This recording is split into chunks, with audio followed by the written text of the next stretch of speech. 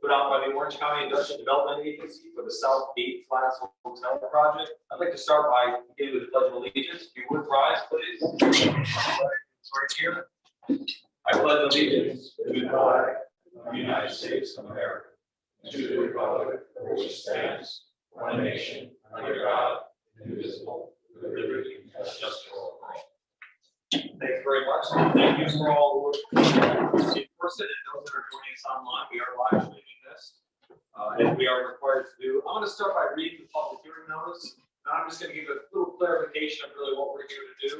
Some of this is a little legalese, won't mean everything to everyone. So this amended notice of public hearing shall then replace the public notice. Okay, published in the Times Herald on Thursday, January 22nd.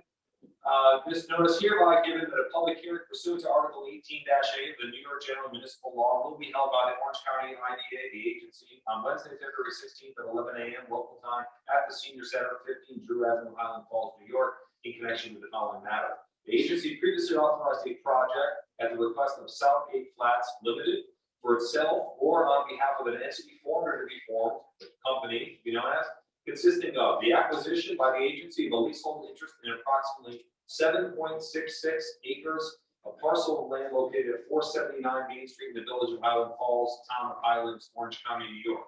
The land, together with the existing buildings thereon, comprised of approximately 30,000 square feet, known as the existing improvements. The construction on the land of an aggregate approximately 6-story, 130,000 square foot building, comprised of approximately 125,000 square feet for use as a 78-unit hotel and spa, restaurant, and conference space, and approximately 5,000 square feet for use as office space, collectively the improvements, and the acquisition and installation in, on, and around the improvements of certain items of equipment and other tangible personal property included, but not limited to, mechanicals, plumbing, lighting, fixtures, and furnishings, collectively the equipment, and together with the land, the existing improvements, and the improvements, the facility, the granting of certain financial assistance in the form of exemptions from real property tax, state and local sales and use tax, and mortgage recording tax, in accordance with Section 874 of the General Municipal Law, collectively the financial assistance.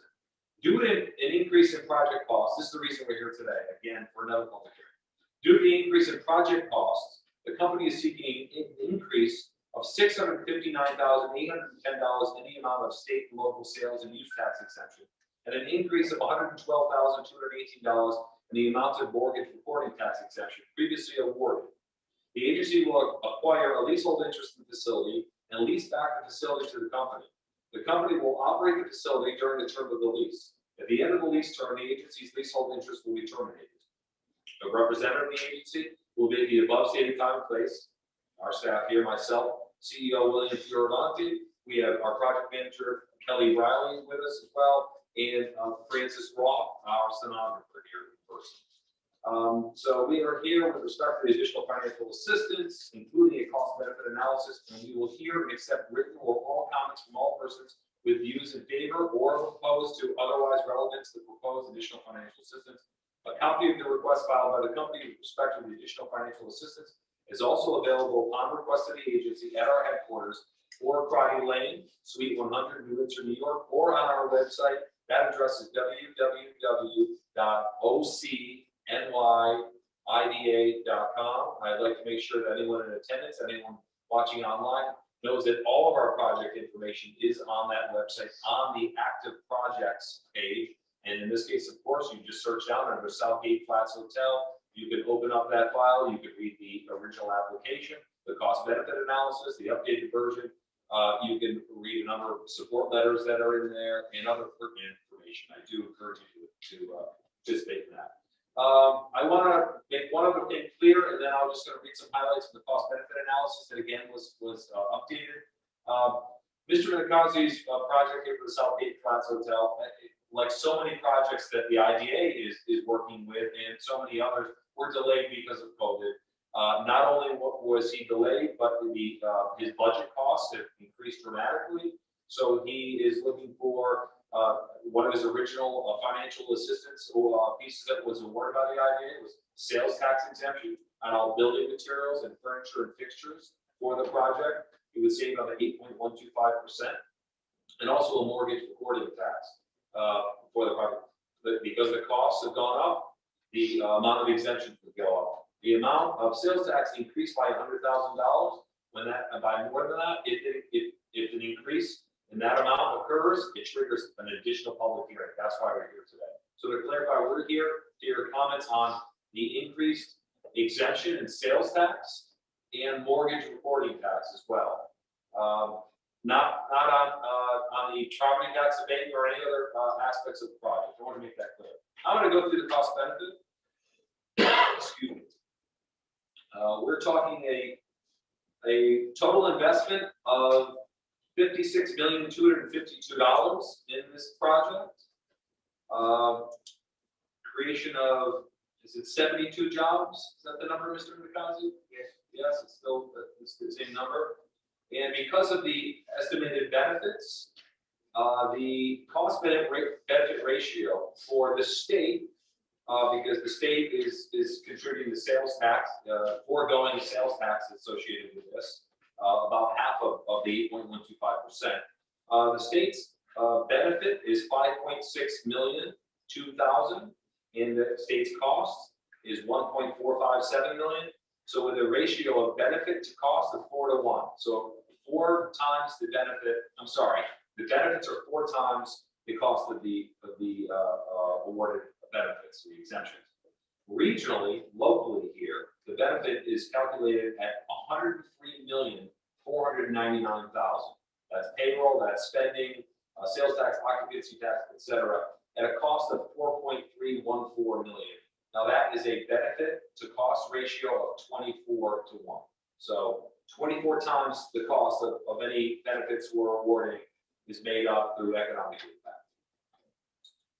Last thing I'd like to say before we open the floor to any comments is this is not a back and forth. If you have questions about the project, you can pose them. If they're in the application or it's easy to find, I may direct you to that. But otherwise, we'll take all the comments at the very end. If there's any clarification we need from Mr. Mikazi, from the IDA, whatever it might be, we'll handle that at the end. So I'm going to open the floor now. I should also add that we, as said in the notice, we accepted written comments that we would read right now. We have not received them. So obviously we expect to have some public comment with those that are in attendance, but we haven't received any written comment. So I'm going to stop now and open the floor up. I'm just going to, there's only a few people here, so just by show of hands, please, if you want to come and make a comment, please do. Mr. Mayor, talk to you, please. Thank you. Thank you. So before I put my request in, the village board supports the project.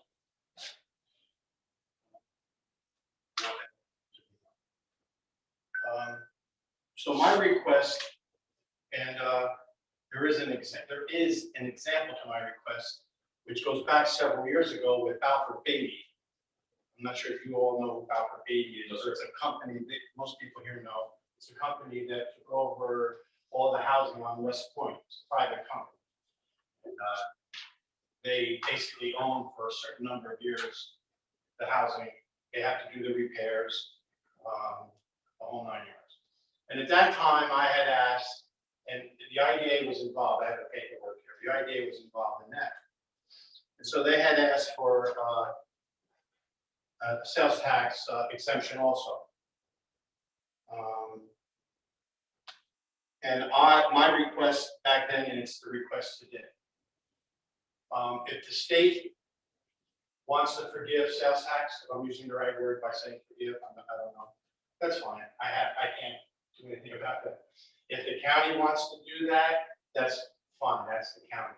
What I'm asking for is the same thing I asked for, and it worked, and it was done, and it worked, is that we, the village, I'm here for the village, that the village continue to receive this, what they would have based on expenses on spending.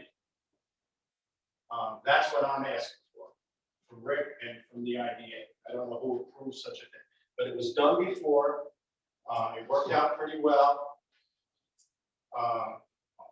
Our first check won't be what this number is, but I have a copy of the first check here. It was $55,000. Now, these folks know what I'm going to say right now, but the three of you might not. we're a very small community. We're a mile by a mile. I have no land. I have no corporations. I have no business. We have nothing here. We have no land. So I don't want to say we're a poor community, but we're poor to middle. And I don't even know what middle is anymore. So I'm looking for the village to, again, receive what they would have received if the full sales tax was paid. And there is already a formula, probably has to be updated, that the county did. And so that's my request. Can I take a copy of that? You can have this. This is a copy.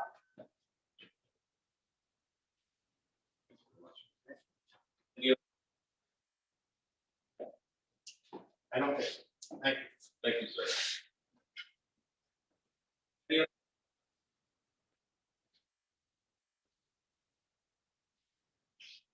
Got one here. Yes, please, sir. Could you please state your name and if you could come a little forward, sir, close to the table, please.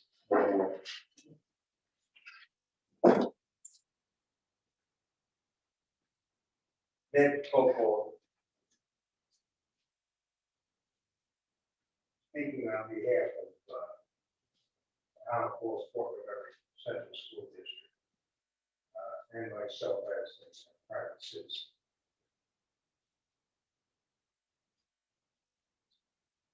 What tax abatement, real property tax abatement was previous to this project?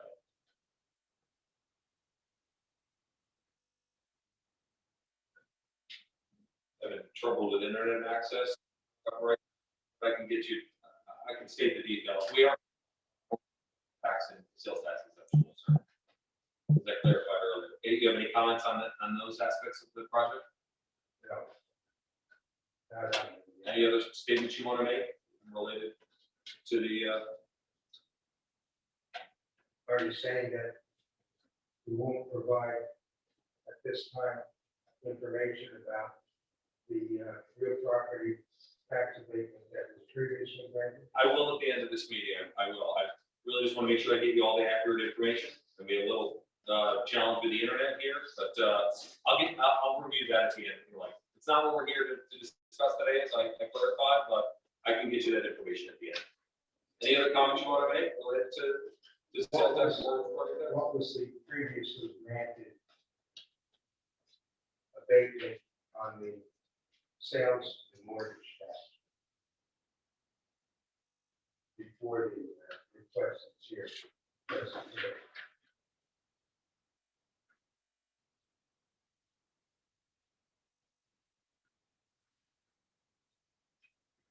Figure.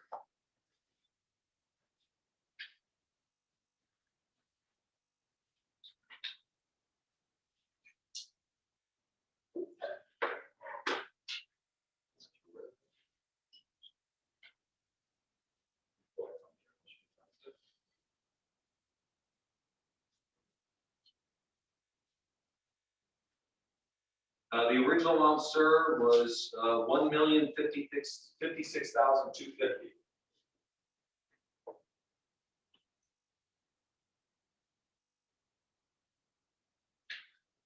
That's a combination of sales tax and mortgage? That's sales tax being Sales tax. reported.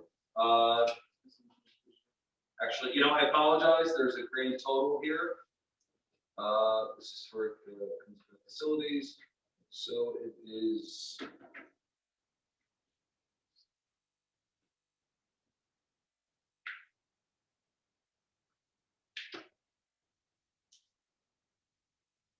$1,392,053. $1,392,053. For what? That is for sales tax exemption. Mortgage recording tax is $204,750. That's what was originally requested and awarded. What is your name? My name is Bill or William Fioravanti. And again, just to clarify, sir, because of the increase in cost, the applicant is seeking an increase of $659,810 $10 in the amount of state and local sales and use tax exemption, and an increase for the mortgage reporting tax exemption of $112,218.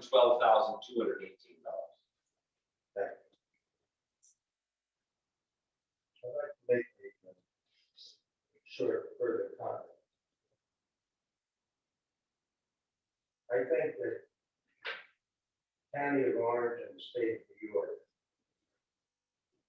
needs to review any statutory authority that permits the IDA to exist in its present capacity for among the following reasons. The IDA appears to have the authority to negate the ability of villages, town, school districts to levy their authorized and required real property taxes to the detriment of each of those municipalities. The IDA is not elected by anyone, yet they have the authority and power to negate the responsibility and the authority of village, town, and school district to raise real property taxes upon which their governing authority rests and their responsibility to the public to deliver service. Given the IDA's history and more recent history, some of which resulted in indictments of responsible persons and authority,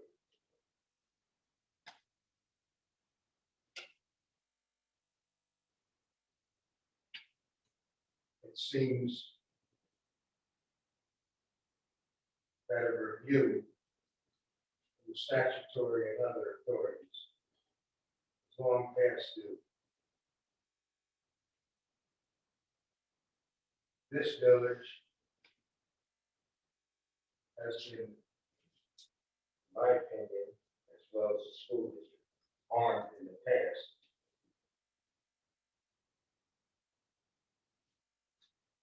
by the exemptions that were granted to the proposed hotel up on 9W, which was not built.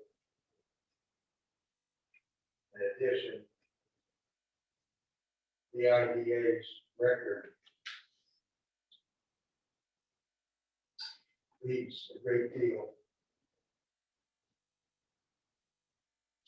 of concern. When they entered into agreement to pay rent as published in the newspaper, $20,000 a month for the old Green Midland and Key Bank. Based on that record,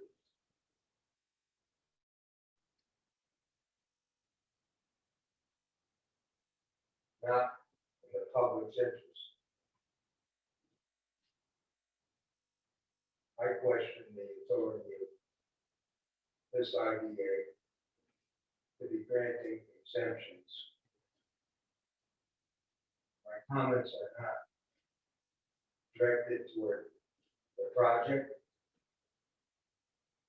The project appears to have strong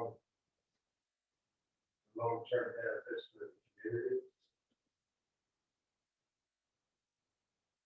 But the IDA should not have the authority that it currently exerts. Thank you, sir.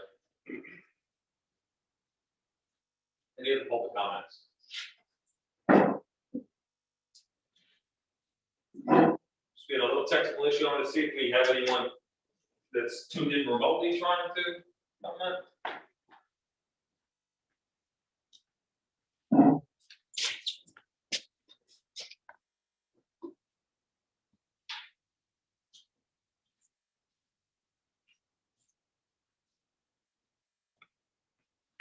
Would anyone that's tuning in remotely like to make a comment? Just use the raise hand feature if so, please. I'm not seeing any.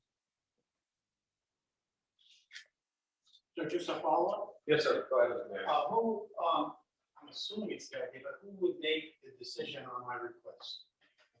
I would say that the board of directors of the IDA, whether or not under the guidance of legal counsel, whether or not we can do that, I will explain, since there seem to be no other comments, I'll respond to a couple of these items. Firstly, to clarify how the sales tax works, I'm sure you know that the state gets roughly half of it. The county gets the rest, and the county determines, the county executive really determines how those will be distributed. And oftentimes it's by per capita is what it's based on. The cities get the lion's share of that, you'll see. So the share that, it's not as though half of the 8.125% would be going to Idaho. No, there's a formula. Exactly, there is a formula. So It's actually in those papers. okay, and I look forward to reviewing those about Alpha Beta and such. But it's just, the taxes don't directly go here, as you know. So it's just to pull that out and estimate that. It's unusual. Again, we'll bring this back to the board. The board can discuss it with general counsel and see if there are any options. And I'm not sure if I'm correct, there's a copy of the first or second check, and I think it's Alfred Beatty that paid us. Okay. So, and that was then, this is that. I understand. Okay. We'll definitely review that, Mr. Mayor. Thank you. Thank you. Mr. Cobalt's comments. You're right, the IDA is not elected, but the IDA is appointed. They're appointed by the Orange County Legislature, who of course are elected officials representing various districts. I have 21 districts around the county. And the legislature has certainly over the last couple of years increased oversight. And when they weren't getting the answers and looking for the transparency that they saw, they removed the entire board of directors. So there is a new board. The legislature just reappointed 3 members of a new group and added 4 brand new members. So the IDA board is full at 7 now. And you're going to say, I pledge this as the staff leader, and I'm sure I speak for the chairman of the board as well, that you're going to see complete transparency for this organization, openness, willing to communicate with the public back and forth, respond to concerns like you're seeing. So, I ask you to follow us and make sure that we're doing that. And please feel free to talk to me if you think that we're not doing that. But we are granted power by the state of New York to be able to, as you said, abate property taxes and such. But the intention is not certainly to take money out of the coffers of the local municipalities. The intention is really to create economic stimulus and create an economic impact as a result of job creation, occupancy, bed taxes that we pay here, sales tax that will be generated. As the mayor explained, Island Falls needs a shot in the arm, and that's exactly what this kind of project is intended to do. That is to draw people here, capitalize on West Point, and allow people to stay here, of course, and use the amenities that are continuing to grow throughout the village. So I think you're going to see a lot of sales tax generated as a result of this project. Again, in addition to occupancy, otherwise known as bed tax, property tax, there, even with a property tax abatement or a pilot, as people commonly know it, they still have to pay special district charges, police, fire, and such. So nothing's being taken away from the municipality in that regard, but there is a savings of yet unrealized future property taxes. Mr. Minikaz is not being written a check. It's really a savings on taxes that have not yet materialized, but we expect to with the project, and it's phasing those in to kind of assist the project in actually coming to fruition. I would imagine that most everyone, as the mayor said, agrees they want to see this project happen because it's a positive thing. But that's the intention of these incentives specifically for this project, and with the benefits that the IDA is empowered to bestow upon projects that come. And you talked about our track record. There's certainly There are some, portions of the last few years certainly that none of us are happy about. And, obviously we weren't a part of it, but we want to change that reputation. However, I don't want that to really belie the history of the idea of incentivizing tremendous projects over the years, including, more recent attractions like Legoland New York, this, that, and the other major economic impacts that these projects have had on the area. And the idea is help make them happen by incentivizing them. Economic incentives are part of the economic development process, and it certainly has been successful for Orange County. So I absolutely respect your comments and your concerns, and there's certainly validity to what you're talking about in the past, but this is a new idea, and again, we want to continue to have this kind of dialogue so we continue to do a better job every year. So I appreciate your comments. Having no other comments coming from online or from anyone in attendance here, we're going to close this public hearing at 11:27 a.m. here for South Cape Flats Hotel. We will stay around for a few minutes after if anyone wants to have a conversation, but we appreciate you attending, appreciate everyone that's watching online, but this public hearing has come to an end. Thank you.